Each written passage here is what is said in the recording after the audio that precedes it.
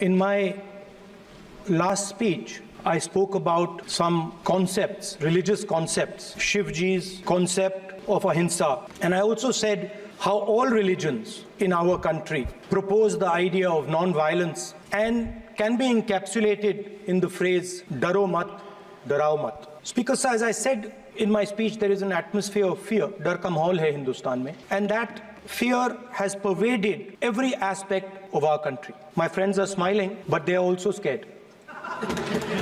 Sir, you see, the problem is, sir, in the BJP,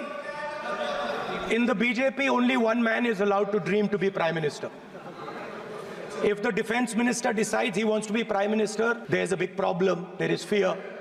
So this fear has been spread throughout the country, and the question I was asking myself was, why is this fear spreading so deeply? Why is it that my friends in the BJP are terrified, the ministers are terrified, the farmers of India are terrified, workers, youngsters? एक जवाब मैं propose करता हूं आज।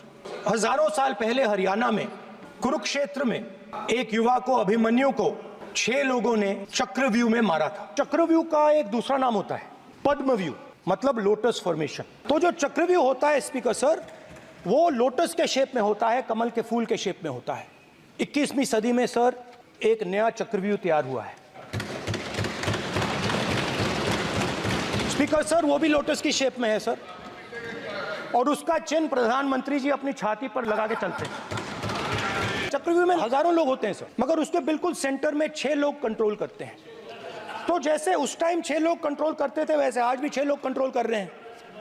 चक्रव्यूह को नरेंद्र मोदी जी, अमित शाह जी, मोहन भगवत जी, अजीत दोवल जी, अंबानी और अदानी जी control कर रहे हैं। The Chakravyuh that has captured India has 3 forces behind it. First is the idea of monopoly capital, that 2 people should be allowed to own the entire Indian wealth. So one element of the Chakravyuh is coming from the concentration of financial power. The second element is the institutions, the agencies, CBI, ED, Income Tax Department of this nation. And the third is the political executive. Speaker Sir, these 3 together are at the heart of the Chakravyuh. And they have devastated this country. Speaker Sir, my expectation was that this budget would weaken the power of this Chakravyuh. That this budget would help the farmers of this country, would help the youth of this country, would help the laborers, the small businesses of this country. But what I have seen is that this budget, the sole aim of this budget, iski jo niyat hai, it is to strengthen the framework of big business, monopoly business, the framework of a political monopoly that destroys the democratic structure, and finally the framework of what one can call the deep state or the agencies. And the result of this has been, पहला काम इस चक्रव्यूह ने क्या किया? जो हिंदुस्तान को रोजगार देते हैं, स्मॉल एंड मीडियम बिजनेसेस हैं, जो करोड़ों युवाओं को रोजगार देते थे, उन पर इस चक्रव्यूह ने आक्रमण किया। कैसे किया? नोटबंदी, जीएसटी और टैक्स टेररिज्म। आप लोग आतंकवाद की बात करते हो, पूरे देश में अगर कोई भी व्यक्ति छोटा बिजनेस चलाता है तो रात को उसको फोन कॉल आता है इनकम टैक्स डिपार्टमेंट से, जीएसटी से, और टैक्स टेररिज्म का वो शिकार बनता है। इस टैक्स टेररिज्म को रोकने के लिए बजट में आपने कुछ नहीं किया है।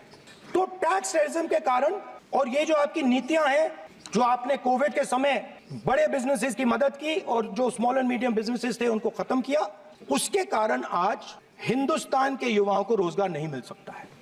एक युवा को रोजगार नहीं मिल सकता है।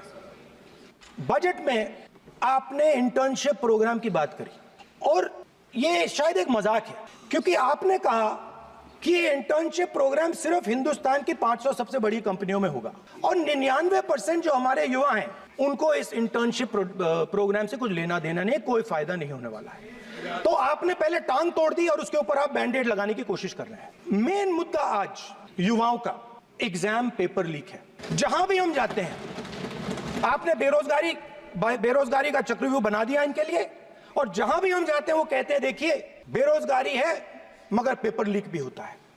तो आपने एक साइड पेपर लीक चक्रव्यूह, दूसरी साइड बेरोजगारी चक्रव्यूह।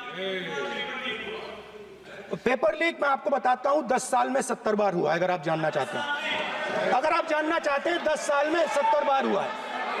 पेपर लीक के बारे में फाइनेंस मिनिस्टर ने बजट में एक शब्द नहीं कहा है। युवाओं के लिए पेपर लीक सबसे जरूरी मुद्दा है, उन्होंने एक शब्द नहीं कहा है पेपर लीक के बारे में। और उल्टा जो एजुकेशन बजट में पैसा देना चाहिए था वो आपने 20 साल में सबसे कम पैसा दिया है। 2.5% of budget is gone to education. दूसरी तरफ पहली बार सेना के जवानों को आपने अग्निवीर के चक्रव्यूह में फंसाया। इस बजट में अग्निवीरों के पेंशन के लिए 1 रुपया नहीं है। आप अपने आप को देशभक्त कहते हो, मगर जब अग्निवीरों की मदद करने की बात आती है, जवानों को पैसा देने की बात आती है, तो बजट में आपको 1 रुपया नहीं दिखाई देता। उनकी पेंशन के लिए 1 रुपया आपने नहीं दिया। उनको आपने अग्निवीर के चक्रव्यूह में फंसाया। उसके बाद सर जो अन्नदाता हैं वो चक्रव्यूह से निकलने के लिए, आपके चक्रव्यूह से निकलने के लिए जो आपने बनाया 3 काले कानून, जमीन अधिग्रहण बिल को आपने कमजोर किया, उनको आप सही दाम नहीं देते हो। इस चक्रव्यूह से निकलने के लिए उन्होंने आपसे सिर्फ एक चीज मांगी है, 2 चीजें नहीं मांगी है, सिर्फ एक चीज मांगी है। उन्होंने कहा है कि हमें लीगल गारंटीड एमएसपी दे दो। आपने उनको बॉर्डर पे बंद कर दिया, रोक दिया, आज तक रोड बंद है। आप उनसे बात करने को तैयार नहीं है। वो यहां आए, मुझसे मिलने आए, आप उनको अंदर नहीं आने दे रहे थे। तो मैं आपको फैक्ट बताता हूं, फिर आप मुझे करेक्ट कर दीजिए। स्पीकर सर हुआ क्या, वहां पे सर मुझसे मिलने एक फार्मर का डेलीगेशन आया।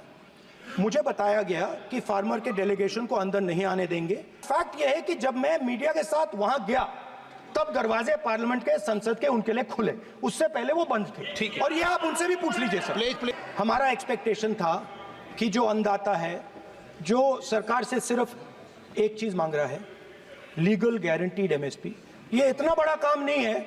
हमें लगता था कि अगर सरकार बजट में इसका प्रोविजन कर देती तो जो हमारे किसान हैं जो चक्रव्यूह में, आपके चक्रव्यूह में फंसे हैं, वो निकल पाते। ये हमारी थिंकिंग थी, मगर आपने नहीं किया। तो मैं यहां इंडिया गठबंधन के तरफ से गारंटी देता हूं कि हम ये काम करके दिखा देंगे। मैं हिंदुस्तान के सब किसानों से कहना चाहता हूं, गारंटीड लीगल एमएसपी हम इस सदन में पास करके आपको देंगे। सर मिडिल क्लास जो है वो शायद इस बजट से पहले प्रधानमंत्री को सपोर्ट करता था। जब प्रधानमंत्री ने कोविड के समय उनसे थाली बजवाई थी तो उन्होंने दबाकर थाली बजाई, धड़ धड़ धड़ धड़ धड़ थाली बजा बजाई। हमें अजीब लगा, मगर प्रधानमंत्री ने मिडिल क्लास को ऑर्डर दिया तो मिडिल क्लास ने थाली बजाई। उसके बाद प्रधानमंत्री ने उसी मिडिल क्लास से कहा मोबाइल फोन की लाइट जलाओ, और मोबाइल फोन की लाइट जली। अब इस बजट में आपने उसी मिडिल क्लास के एक छुरा पीठ में मारा, दूसरा छुरा छाती में, एक इधर मारा और एक इधर मारा। इंडेक्सेशन जो आपने कैंसिल की वो पीठ में छुरा था, और जो कैपिटल गेन्स टैक्स आपने बढ़ाया वो छाती में छुरा। आपने long term capital gains tax को 10% से 12.5% किया, यहां छुरी मारी, और शॉर्ट टर्म को 15 से 20% छुरी मारी। दुख की बात है, मगर इसमें एक इंडिया गठबंधन के लिए एक हिडन बेनिफिट है। मिडिल क्लास अब आपको छोड़ने जा रही है और इस साइड आ रही है। तो मेरा कहना है, जहां भी आपको मौका मिलता है आप चक्रव्यूह बना देते हो। एक चांस मिलता है आप चक्रव्यूह बना देते हो, हम चक्रव्यूह तोड़ने का काम करते हैं। हमारे बजट में किसान का कर्जा माफ हुआ, चक्रव्यूह तोड़ा, मनरेगा हुआ, चक्रव्यूह तोड़ा। तो हम चक्रव्यूह तोड़ने का काम करते हैं, आप चक्रव्यूह बनाने का काम करते हो। आप चाहते हो कि हिंदुस्तान छोटे छोटे खांचों में रहे, हिंदुस्तान के गरीब लोग सपना ना देख पाए, सिर्फ अदानी और अंबानी। अरे सर सर कैसे बोलूं सर? सर तो सर मैं फिर मैं सर 3 और 4 कह देता हूं उनको, 3 और 4 ठीक है सर। ये जो 2 लोग हैं सर, ये हिंदुस्तान के इंफ्रास्ट्रक्चर को, बिजनेस को कंट्रोल करते हैं सर। इनके पास एयरपोर्ट है, टेलीकॉम का सिस्टम है, अब पोर्ट्स हैं, अब रेलवेज में जा रहे हैं सर। इनके पास हिंदुस्तान के धन की मोनोपोली है। तो सर मैं समझ नहीं पा रहा हूं इनके बारे में मैं इंडिकेट कैसे करूं। इनके बारे में बोलना तो पड़ेगा सर। अगर आप हमें कहो कि इन दोनों के बारे में आप बोल ही नहीं सकते तो वो तो हमारे लिए एक्सेप्टेबल ही नहीं है सर। हमें तो बोलना है। अब आप चाहते हो कि नाम ना ले तो कोई और सिस्टम दे दीजिए हमें। A1 एंड A2 की रक्षा करनी है, मैं समझता हूँ, नो प्रॉब्लम। वो सर ऊपर से ऑर्डर आया है सर ऊपर से ऑर्डर आया है सर, मैं समझता हूँ, मैं इस पर कोई टिप्पणी नहीं करूंगा। देश में तकरीबन 73% दलित, आदिवासी और पिछड़े वर्ग के लोग हैं और ये हिंदुस्तान की मेन शक्ति है, स्ट्रेंथ है। और सच्चाई है कि इनको कहीं भी जगह नहीं मिलती है। इनको बिजनेस में जगह नहीं मिलती है, इनको कॉर्पोरेट इंडिया में जगह नहीं मिलती है, इनको सरकारों में जगह नहीं मिलती है। ये देखिए सर, प्लीज ये देखिए सर, तो मुझे ये करना है सर। वो देखो आगे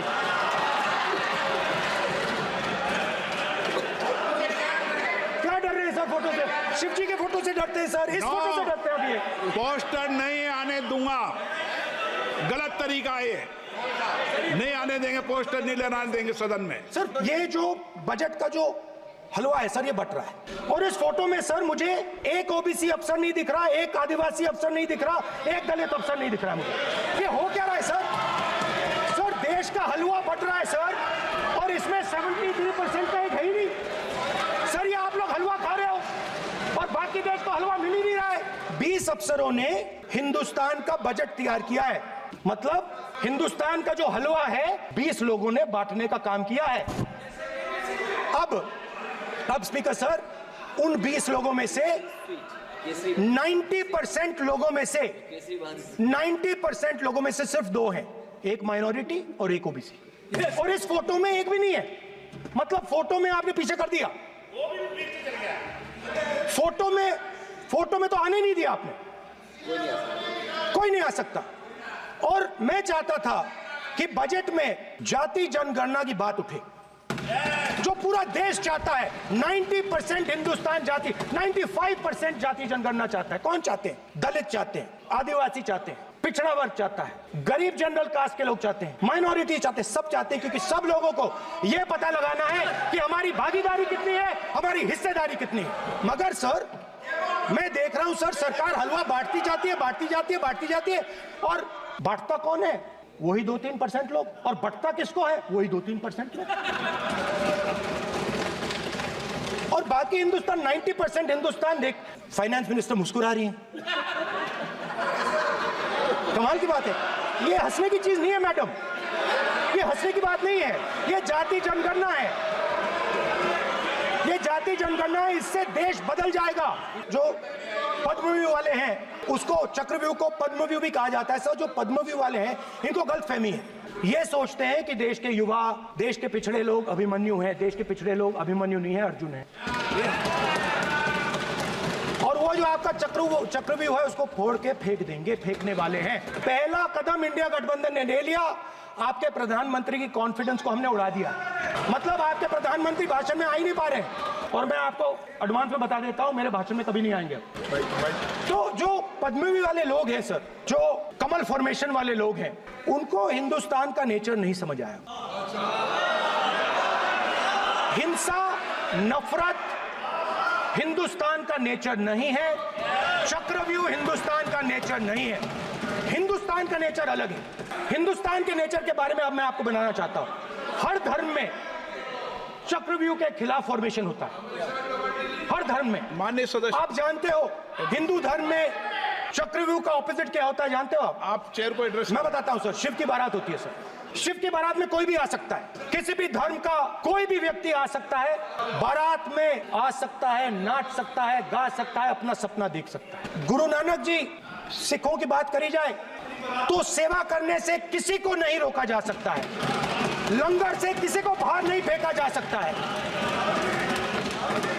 सर इस्लाम में कोई भी मस्जिद में आ सकता है, चर्च में कोई भी घुस सकता है, संघा में कोई भी आ सकता है सर, मगर इनके चक्रव्यूह में सिर्फ 6 लोग हैं सर।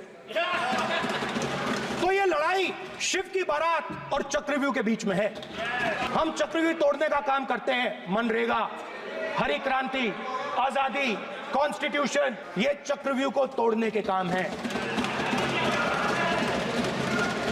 इससे देश में खुशी आती है, डर मिटता है, कॉन्फिडेंस आती है। आप पद्मव्यूह चक्रव्यूह बनाने का काम करते हो। चक्रव्यूह शिव की बारात को हरा ही नहीं सकता है। आप अपने इतिहास को देखिए, आप अपने आप को हिंदू कहते हो, आप हिंदू कहते हो, आप हिंदू धर्म को समझते नहीं हो, आप चक्रव्यूह बनाने वाले लोग हो। तो अंत में मैं ये कहना चाहता हूं, कुछ महीने पहले सर, मैं जो आपने चक्रव्यूह, स्पीकर सर, जो चक्रव्यूह बनाए गए हैं, नहीं, कोई अपमान नहीं किया, मैंने कोई अपमान नहीं किया, मैं कर नहीं सकता कभी, जिंदगी भर मरने तक मैं अपमान नहीं कर सकता। क्या बात कर रहे हो आप, क्या बात कर रहे हो सर? तो आपने ये छोटे छोटे चक्रव्यूह बना रखे हैं, मैं इनको समझने की कोशिश करता हूं अपने छोटे से तरीके से। कुछ महीने पहले मैं 6-7 घंटे बढ़इयों के साथ काम किया। वहां विश्वकर्मा जी थे, उनसे मैंने एक सवाल पूछा। मैंने उनसे कहा कि आपको किस चीज से दुख होता है, किस चीज से आपको दर्द होता है? उन्होंने मुझे कहा राहुल, तो उन्होंने कहा राहुल, मैं ये टेबल बना रहा हूं, मगर राहुल जी कहा, राहुल जी अब कहा वो मुझे अच्छा नहीं लगा, वो मुझे अच्छा नहीं लगा, मगर कहा सच्चाई है। तो उसने कहा राहुल जी, मुझे दुख इस बात का होता है कि मैं ये टेबल बनाता हूं, मगर जिस शोरूम में ये टेबल रखी जाती है उस शोरूम में मैं अंदर जा ही नहीं सकता। कुछ ही दिन पहले सुल्तानपुर के रास्ते पे मैं एक भाई के साथ, मोची भाई के साथ बैठा, उससे मैंने ये सवाल पूछा, आपको दुख किस बात का होता है? कहता है राहुल जी, मेरा सम्मान सिर्फ मेरे पिता ने किया था और किसी ने नहीं किया। तो मेरा कहना है सर, ये जो आपने चक्रव्यूह बनाया है, इस चक्रव्यूह से करोड़ों लोगों को नुकसान हो रहा है, दर्द पहुंच रहा है, और हम इस चक्रव्यूह को तोड़ने जा रहे हैं। और तोड़ने का सबसे बड़ा तरीका, जिससे आप लोग डरते हो, कांपते हो, वो है जाति जनगणना। और जैसे मैंने कहा था कि इंडिया गठबंधन गारंटीड लीगल एमएसपी इस सदन में पास करेगी, वैसे ही मैं कह रहा हूं, आपको अच्छा लगे ना लगे, जाति जनगणना इस हाउस में, इस सदन में पास करके हम आपको दिखाएंगे।